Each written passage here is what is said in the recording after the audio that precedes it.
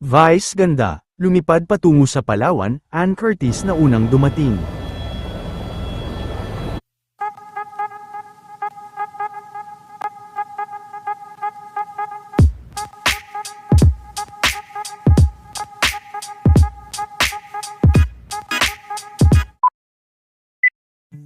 Matapos ang showtime kanina, ay kaagad naman na lumipad patungo sa Palawan si Vice at kasama din ito ang kanyang glam team.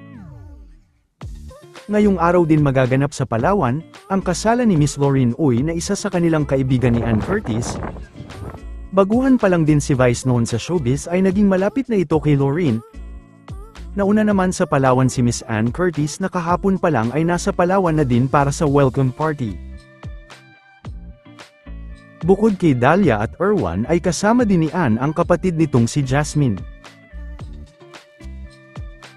Samantala, bukod kila Vice, ay marami pang ang mga sikat na personalidad ang dadalo sa nasabing event, kabilang na nga dito sila Liz Oy, Nicole Anderson, Michelle D, Rambo Nunez at marami pang iba.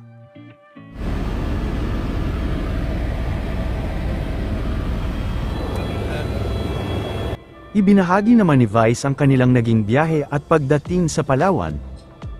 Mamaya na rin mapapanood ang kanilang episode sa Family Feud.